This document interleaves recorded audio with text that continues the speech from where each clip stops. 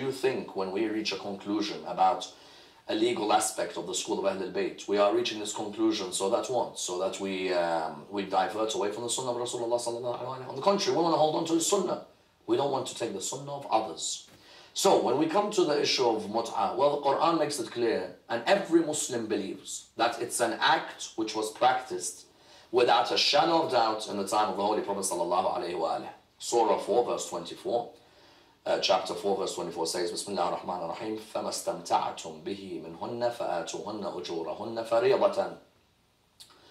So the Quran mentioned that those who you take in the temporary marriage, make sure you give their dowries as for the set period of time. We have a dowry and we have a period of time. Within the books of the hadiths, both in our works and the works of other schools in Islam, in discussing this verse of the Quran, it clearly states that the companions would ask the Prophet ﷺ that we are away from our wives. How do we fulfill our sexual desires?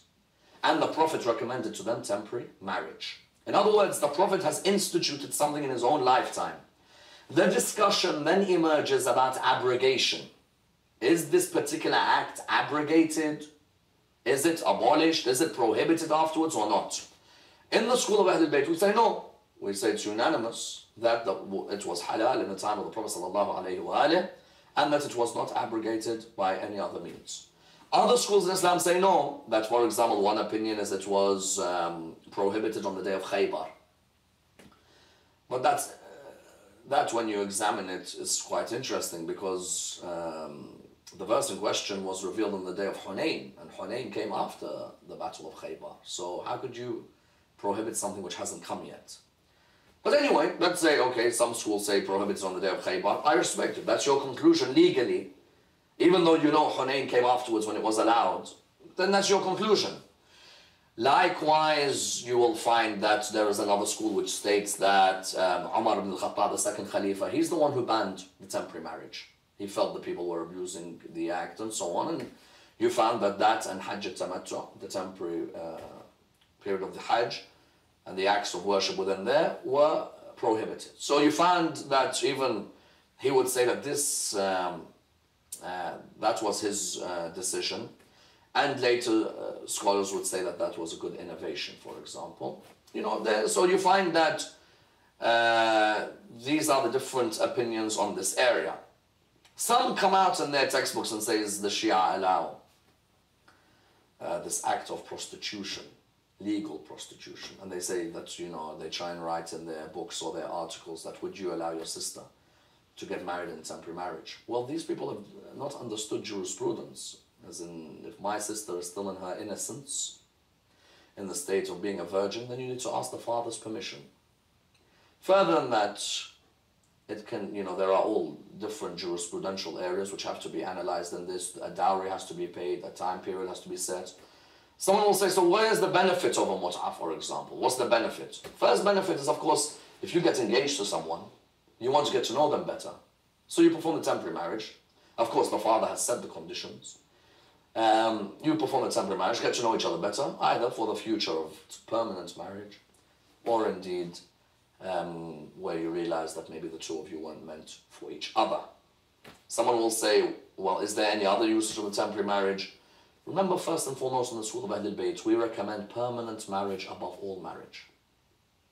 Temporary marriage may come, for example, you may find yourself in a situation you don't want to commit that which is forbidden. Masturbation in Islam is forbidden. Adultery in Islam is forbidden. Some Muslims, unfortunately today have a line where they say, I'd rather do haram than do mut'ah. Would you believe that? There are some Muslims, and they know themselves very well. They'll say, I'd rather do that which is prohibited than do the Shi'ah act of mut'ah. The irony of ironies is that then it comes back as, today in other schools of Islam, the marriages of misyar and urfi. Of course, when you come to these marriages, you find that there are certain scholars in other schools of Islam which say they are allowed, and other scholars which say, no, they are forbidden. But what does it really come down to? A period where you are engaged in a marriage with someone with a few legal differences between the schools. So after 1,400 years, what did we come back to? That the school of Ahl al-Bayt may not have been wrong after all on this issue. But I, as a follower of the school of Ahl al-Bayt, respect other schools of law. I'm not going to come now and write a whole book. Do you know that people so-and-so who follow scholar so-and-so allow the marriage of misyar, the traveling marriage? Or do you know in Egypt that there is these people who practice zawaj al-arfi? No, on the contrary, I say that's another school in Islam. And I'm sure sincerely they've looked through the traditions and they've reached that conclusion. May Allah reward those who are on the right path. Ameen. Now we're going to move over to internet etiquette in relation to Facebook, MySpace, Twitter etiquette actually. Please give us the do's and the don'ts, the pros and the cons of conducting our affairs on such social networking sites. It seems also to be that, you know, language is becoming an issue as well on internet sites, which certain acronyms, and you know, and people have fallen into the trap, especially our Muslims. So please give us some explanation in relation to this. Well, what we find is that, of course, the cyber world is one of paramount importance in the lives of many, as in there are some who've even reached a level of addiction. They have to be on Facebook literally every couple of hours, otherwise their day is not complete. And I don't want to be one of those who condemns everything that comes out in the world which is useful. Facebook has got many positives, which can be useful in our communities and our day-to-day life, without a shadow of doubt, as an example. But a knife can cut an orange, or it can kill a human being.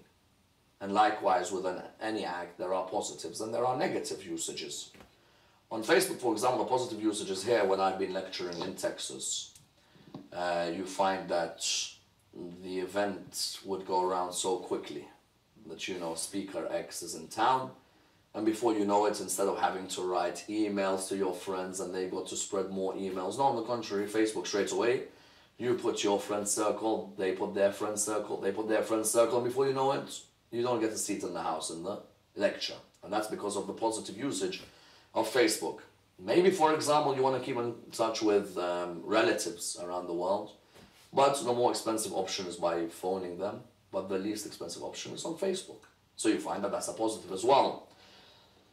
In terms of negative, well, without a shadow of doubt, you find that you can fall into a trap on Facebook, where you start, number one, spying on the lives of fellow human beings. And as we know in the Quran, if you read from chapter 49, verse 12, you'll see it says, and do not spy on one another.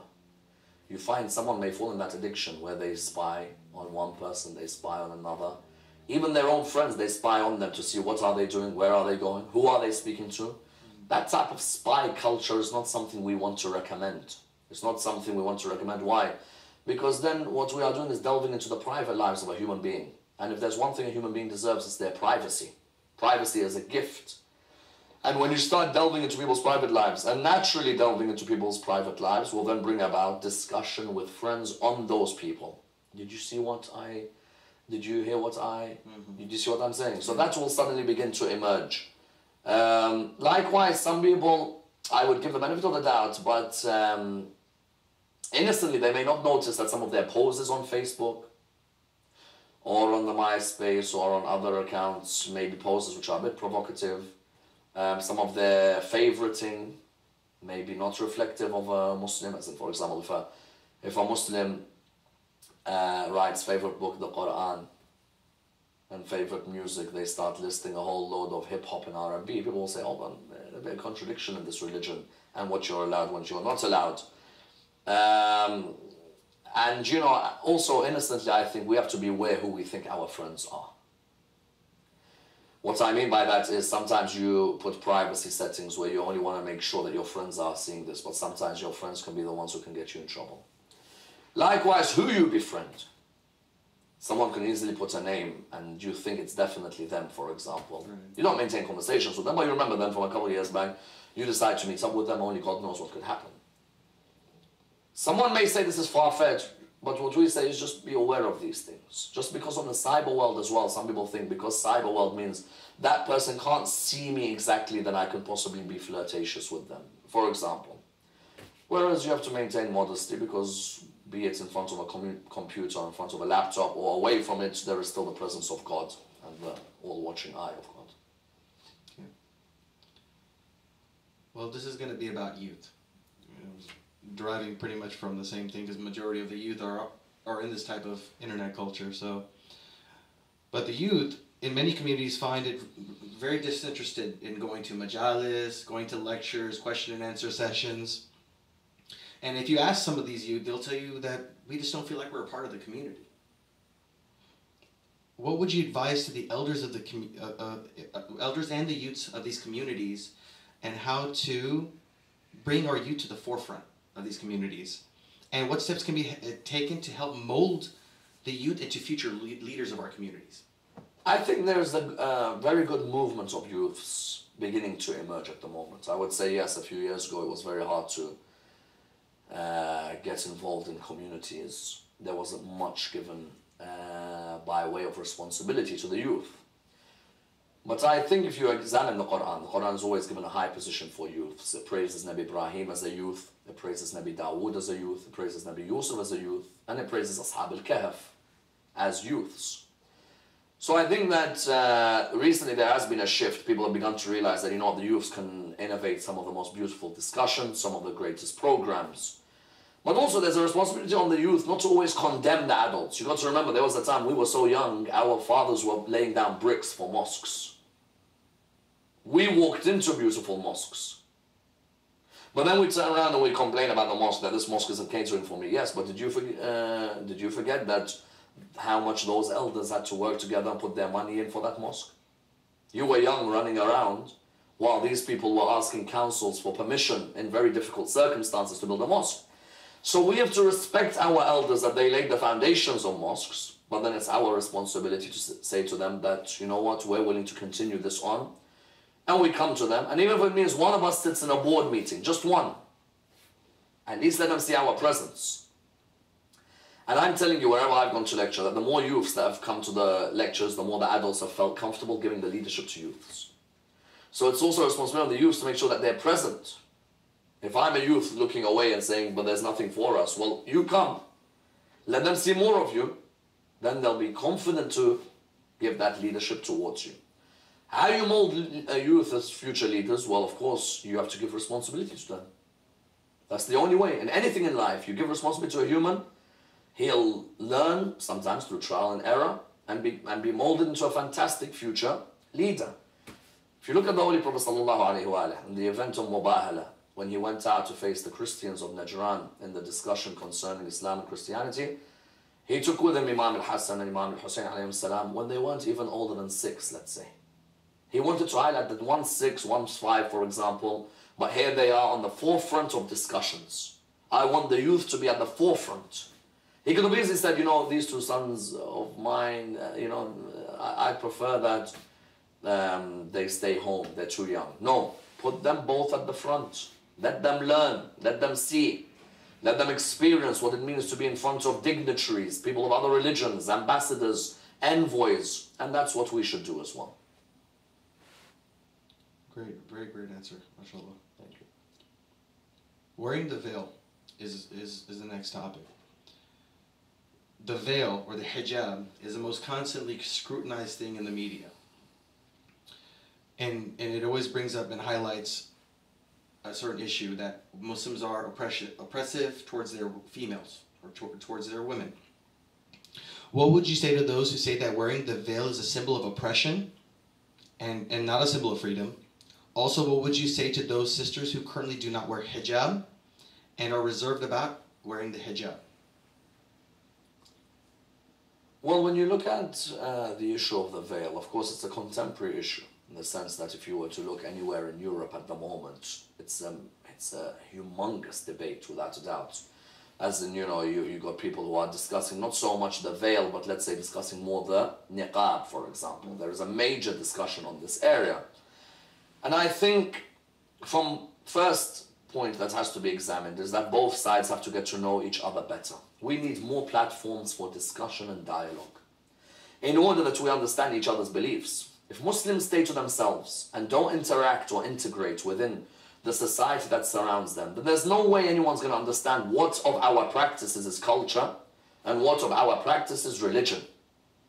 So it's only sometimes I see the Muslims are always on the defensive, simply because it's only when an issue comes up that they actually wake up to thinking, hold on, let's now get involved in